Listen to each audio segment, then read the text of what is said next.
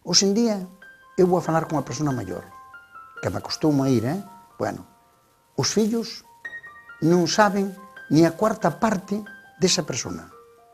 Entón, se ele se espalla comigo contándome ali 1001 vivencias que cando eu as publico, a familia se dá conta de todo o que ele había vivido, porque non sabían, porque non falan con ele, ni os sacan da casa.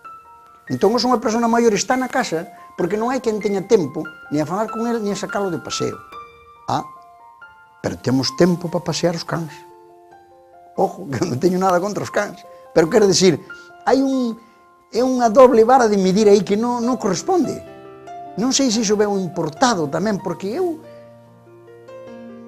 recordo de pequeno que todo o mundo tiña can na casa, un cadelo, e non andábamos con eses tiquis-miquis. O cadelo andaba ali e iba a veiga, viña pa aquí, iba coa xente e botaba a xente fora. Non é como toda esta trapañada que hai hoxe.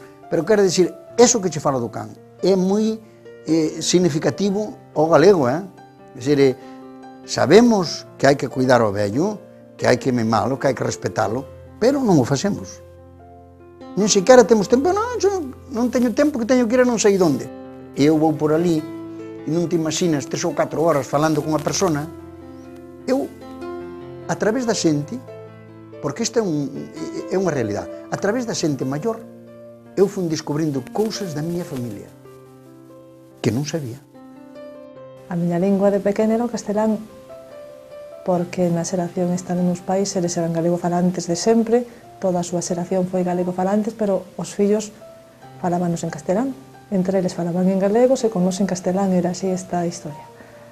Entón eu falei sempre en castelán, no meu entorno sempre os maiores en galego e os nenos e as nenas en castelán.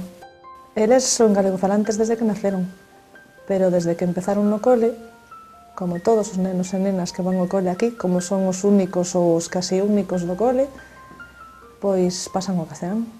Neste caso, na casa e con nós siguen mantendo o galego.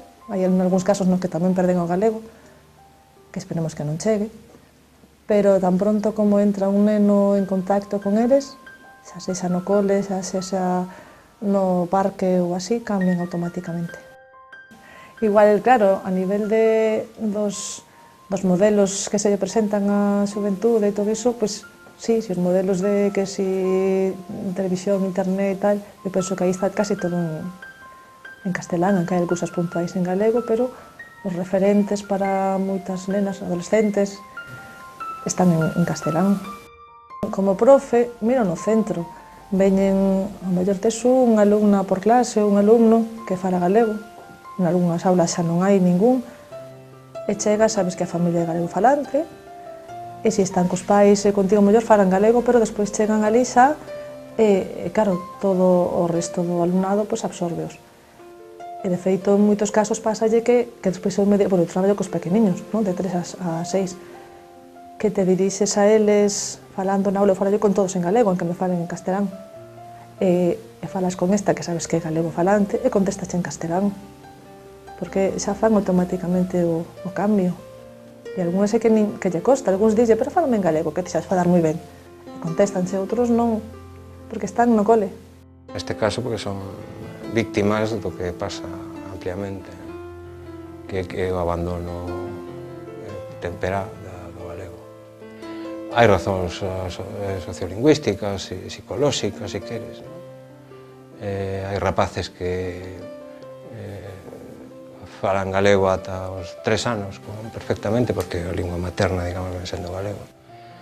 E chegan a primeira vez ao cole e ainda volven, o primeiro día ainda volven falando galego, pero o segundo día se volven falando castelán. Perciben, na súa inocencia inicial, aparente, perciben que hai unha lingua dominante e unha lingua sometida. Que a segunda lingua sometida, que é a materna, non sei como detectan rapidamente que non é preponderante.